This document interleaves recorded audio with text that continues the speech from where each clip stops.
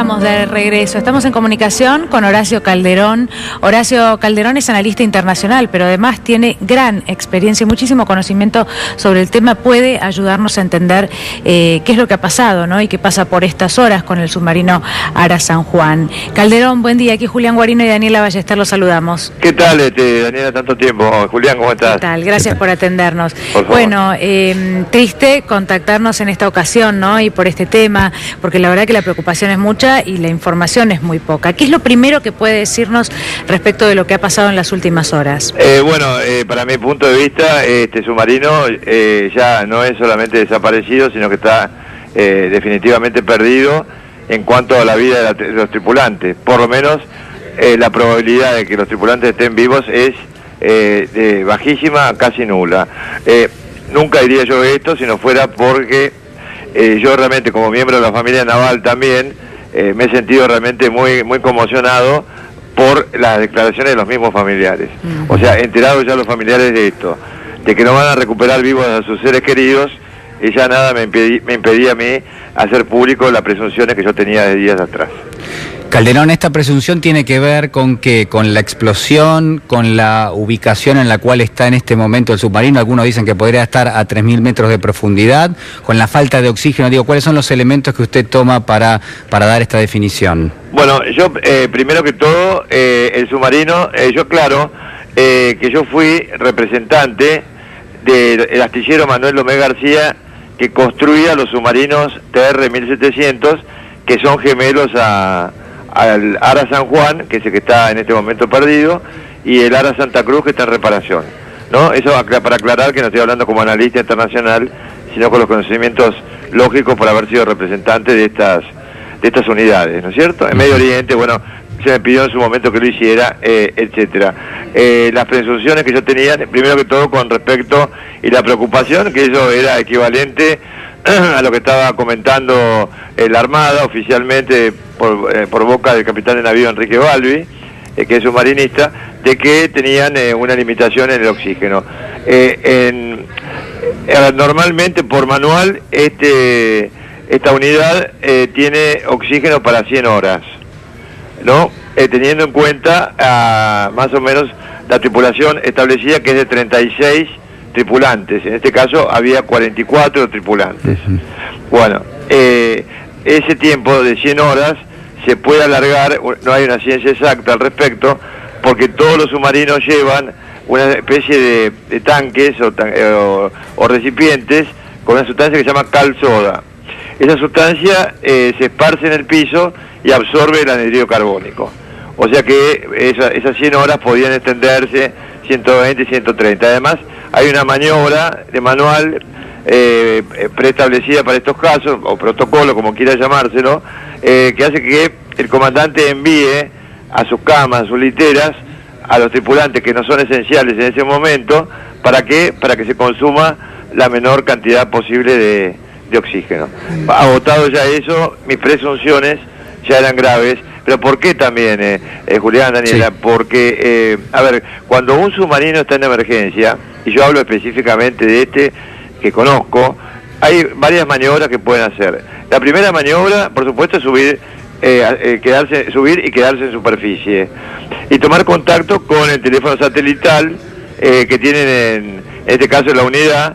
Además, había instalado, si no me equivoco, ahora últimamente un GPS de última generación, para que se dé una idea. O sea, es un sistema como el de los autos, ¿no? Sí. De posicionamiento global.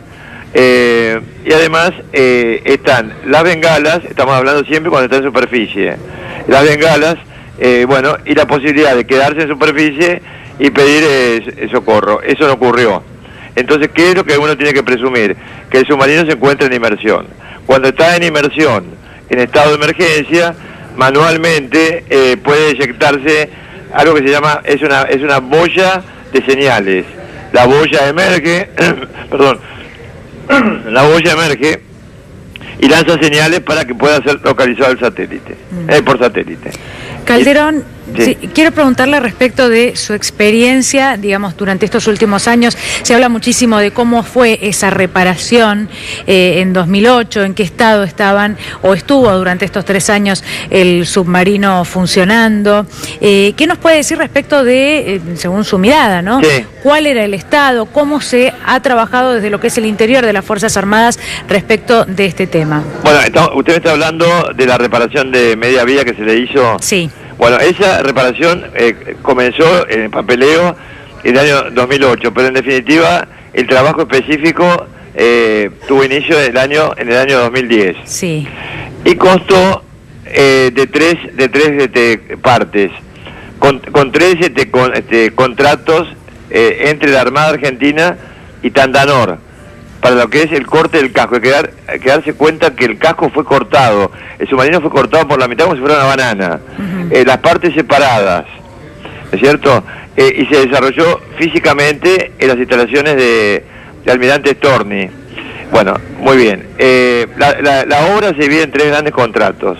El primero es el corte del casco, como dije yo, la vuelta a unir el casco, Sí. colocarle tuberías. Se le sacaron los viejos motores generadores y se colocaron los nuevos, que son Sí. iguales, y otras piezas. Esto fue un contrato entre la Armada y Tandanor, entre paréntesis, bueno, Sinar, ¿no? Segundo, se le hizo un replacado de las 960 baterías. Esto fue un contrato entre la Armada y Varta. Varta es una empresa mundial muy reconocida, fabricante de baterías para submarinos. Y por último, el motor propulsor eléctrico, que es el que mueve la hélice, para que todo el mundo entienda, que fue un contrato entre la Armada Argentina y la compañía Siemens, Sí. ¿no? Calderón, Sí. le quiero hacer una pregunta. ¿Por qué usted pidió la destitución del jefe de las Fuerzas Armadas, digamos? No, a ver, esto fue el año 2008, para que no se Sí, confunda. para el año 2008, exactamente. En el año 2008 yo pedí en su momento, incluso me ofrecí, porque yo estaba realmente indignado, porque en ese momento el ARA Santa Cruz, que está actualmente en Tandanor, para su reparación de media vida también, había zarpado hacia Chile, que había una especie de operativo conjunto en Chile, con averías graves, a mi juicio, y bueno, eso se corroboró poco tiempo después. Mis fuentes fueron personas vinculadas a la tripulación, ¿no es cierto? Estaban realmente muy preocupados, molestos, y hubo algunos rumores. Yo recogí esos rumores que al mismo tiempo estaban conectados con la situación también menos complicada de la fragata Libertad. Calderón, ¿podemos repetir lo que usted acaba de decir? ¿Usted lo puede decir de nuevo, por favor? Usted dice que hubo un submarino que zarpó... Sí, aclaro una cosa, que Sí. lo que estoy diciendo, para que a nadie se le ocurra desmentirlo, está documentado. Es decir, yo envié en su momento correos electrónicos a varios medios, recibió uno la doctora Nilda Garré, y justamente como ella recibió eso fue que me convocó por la fragata Libertad, que ya tenía problemas. La fragata Libertad, que estaba navegando con todos los cadetes en el Pacífico. Entonces me llama la doctora Nilda Garré, y yo la conocía por supuesto de nombre, la había visto en alguna oportunidad anteriormente, y me pidió que le explicara la cuestión de la avería de la fragata Libertad. Entonces en esa oportunidad, esto lo dejamos de lado por un segundo, o por el momento, yo aprovecho para informarle a la doctora Nilda Garré. Le digo, doctora, ministra, se ha enviado un submarino, el submarino Santa Cruz, a aguas muy complicadas porque tiene que llegar hasta Chile, con averías en el sistema hidráulico de inmersión y el cabrestante. No, que esa cosa aparte. Lo importante acá era el sistema hidráulico de inmersión. Sí. Entonces, imagínense, bueno, en ese momento una reunión con los principales, con el secretario de Estado y con otros que estaban vinculados al equipo de la doctora Garré, y entonces, bueno, y yo les expliqué, le digo, mire, acá va a haber 2 posibilidades: que el submarino se rompa y lleguen remando a algún lado, bueno, fue una, entre comillas, porque fue lo que yo dije más o menos, o que el submarino se hunda.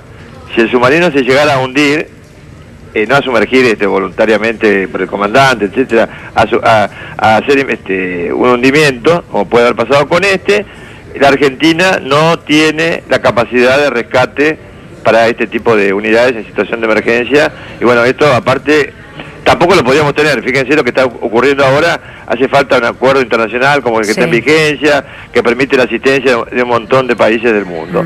Calderón, ¿y cuál fue la respuesta en ese momento, si la hubo? Y la pregunta más importante, si la situación en los años posteriores, que es lo que nos trae hasta 2017, siguió siendo la misma, según su mirada, por supuesto. Bueno, por supuesto, según mi mirada, pero según los hechos, el submarino se rompió a las 72 horas aproximadamente de mi reunión con la doctora Garré.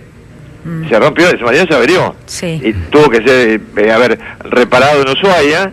Entonces la doctora Garré automáticamente, yo recuerdo, ella dijo, bueno, esto no se continúa de ninguna manera. Bueno, igual la reparación llevaba tiempo, o sea que no había tampoco posibilidad de continuar a Chile, pero en la situación que estaba, también, por supuesto, yo mismo recomendé a la doctora Garré, que coincidió con lo que se hizo en Ushuaia, que había que hacerle un flashing, que es un cambio de aceite. La doctora Garré después ordenó que el submarino volviera a su base natural, con todos los resguardos del caso. Yo no recuerdo bien si gran parte de la navegación se hizo en superficie o a una profundidad mínima necesaria. Bueno, luego hubo otro incidente con este submarino y ahí la ministra, yo recuerdo, que ordenó que definitivamente se lo sacara del estado activo y se lo enviara remolcado a donde fue, por supuesto, posteriormente está siendo reparado ahora, o sea, en Tandanor. Sí. Calderón, estamos hablando de Lara Santa Cruz, que es prácticamente el submarino gemelo, ¿no? De Lara San Juan. Es gemelo. Data de la misma época lo que es la fabricación del mismo. Exacto. Bueno, además hay que aclarar que el submarino, porque hubo informaciones iniciales, por supuesto por falta de conocimiento de la información, acá no hay malicia en los informadores. Es decir, la gente pensaba que este submarino había sido en su momento reparado, ultramodernizado al siglo XXI, año 2014. No, yo dije de primer momento, el submarino fue reparado ¿con qué? Con motores y con todo tipo de repuestos que estaban en depósito. ¿Por qué? Porque el astillero estaba fabricando 3 submarinos más para la Marina Argentina y para vender al exterior. Por eso me habían pedido a mí, Horacio, vos que vas a Arabia Saudita, vos que vas a tal país, ¿por qué no promocionás el submarino? Bueno, y ahí fue cuando yo entré en mayor conocimiento de esta unidad. O sea que estamos hablando efectivamente del Santa Cruz, que es que en definitiva el que está en Tandanor.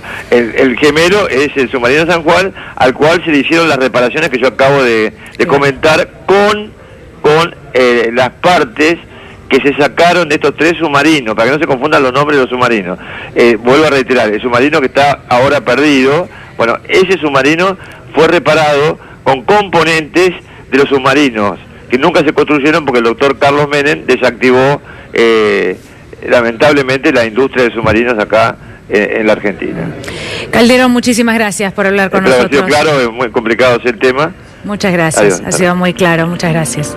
Buena información que se va agregando por estas horas, algunas de las consideraciones de Calderón.